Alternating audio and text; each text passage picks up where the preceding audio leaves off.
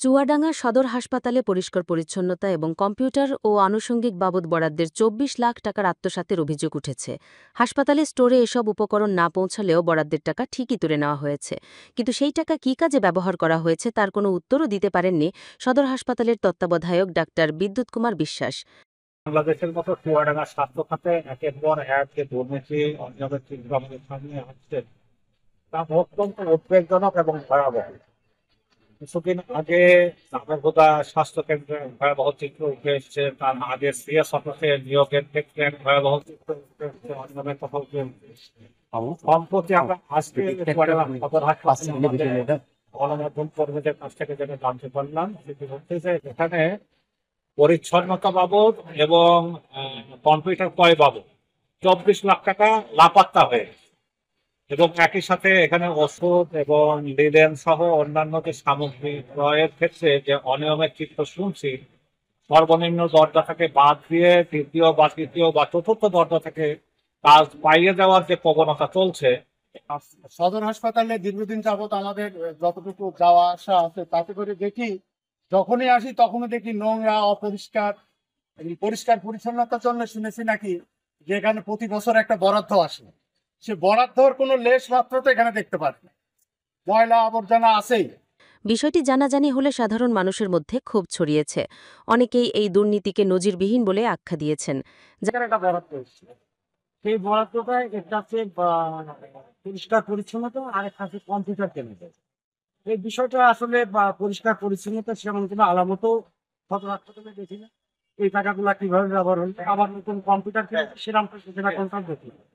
এই বিষয়ে জানার জন্য তত্ত্বাবধায়ক গেছিলাম। তো তুমি আসলে এই টাকাটা আসলে কোন খাতে কিভাবে ব্যবহার করেছে, কম্পিউটার আদৌ কিনেছে কিনা, এটাকে তুমি সব দিতে পারো। জানা গেছে, গত ১ জুলাই চুয়াডাঙ্গা সদর হাসপাতালের জন্য পরিষ্কার পরিচ্ছন্নতা সামগ্রী ক্রয় বাবদ ২০ লাখ টাকা এবং কম্পিউটার ও আনুষঙ্গিক খরচ বাবদ আরও ৪ লাখ টাকার বরাদ্দের অনুমোদন দেয় স্বাস্থ্য অধিদপ্তর। এই টাকার জন্য উপকরণ ক্রয়ের নির্দেশও দেওয়া হয়, কিন্তু ২ মাস পেরিয়ে গেলেও ওই টাকা দিয়ে পরিষ্কার পরিচ্ছন্নতা সামগ্রী কিংবা কম্পিউটারের কোনো উপকরণ বুঝে পায়নি হাসপাতাল স্টোর। অথচ এই টাকা উত্তোলন করে খরচ হয়ে গেছে। চিকিৎসার জন্য রোগীরা ঘুরে বেড়ায়, কিন্তু কোথায় ওষুধের কোথায় বরাদ্দ এটাও জানে না। এখন ওষুধ সৃষ্টি করা হয় না আমাদের জানা মতো। অনুসন্ধানে জানা গেছে, হাসপাতালের জন্য আর্থিক বরাদ্দের জন্য যেসব উপকরণ ক্রয় করা হয় তা প্রথমে স্টোর কিপারের হাতে এসে পৌঁছায়, পরে সেসব উপকরণ ব্যবহার করা হয়। কিন্তু এই বরাদ্দের ক্ষেত্রে কোনো উপকরণ স্টোর কিপার বুঝে পাননি, অথচ পুরো বরাদ্দের ২৪ লাখ টাকায় উত্তোলন করা হয়েছে।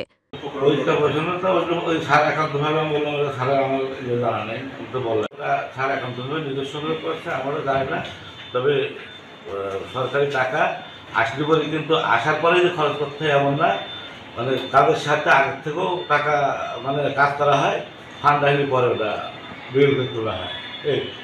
হাসপাতালের একটি সূত্র জানিয়েছে, হাসপাতাল কর্তৃপক্ষ হিসাবে তত্ত্বাবধায়ক বরাদ্দের টাকা ও উপকরণ তদারকি করেন, আবার তিনি টাকা উত্তোলন করতে পারেন, কিন্তু এবারের বরাদ্দের টাকা কী কাজে ব্যবহার হয়েছে তার কোনো হদিশই নেই। এসব ব্যাপারে চুয়াডাঙ্গা সদর হাসপাতালের তত্ত্বাবধায়ক ডাক্তার বিদ্যুৎ কুমার রায়ের কাছে জানতে চাইলে তিনি কোনো মন্তব্য করতে রাজি হননি। এটার কারণ কি? রাষ্ট্রের নিরাপত্তা বিঘ্নিত হবে? নিরাপত্তা কিছু না, তাহলে না, এগুলো অফিসিয়াল সিক্রেসি, এটা আমি বলতে পারবো না। আপনি একটু সেটা ধারাটা আমাদের বলেন। না, আমি তারা বলতে পারবো না। না না, প্রত্যেকটা ইয়েতে যদি আপনি সরকারের ওই যে গোপনীয় ব্যাপার নিয়ে যদি চেপে যান, তাহলে পরে তো আসলে হলো না। তার মানে কি আপনি নিজেকে তো করছেন। আমাদের প্রতি বছর আমাদের যে আয় ব্যয় হিসাবগুলো সেটা অডিট হয়। বিগত বছরের অডিটগুলো সম্পন্ন হয়েছে। এখানে যদি কোনো কিছুর ঘাটতি থাকে বা কোনো অসঙ্গতি থাকে, সেটা আমাদের অডিট টিম তারা নির্ধারণ করে। উপকরণ ছাড়াই পুরো বরাদ্দের টাকা কী কাজে ব্যবহৃত হয়েছে এমন প্রশ্নের উত্তরে অনেকক্ষণ নিশ্চুপ থাকার পর তিনি বলেন, বিষয়টি দেখতে হবে, তারপর জানাতে পারব। কিন্তু কবে কখন তিনি এই ব্যয়ের তথ্য জানাতে পারবেন তা নিশ্চিত করে বলেননি। CNB news desk.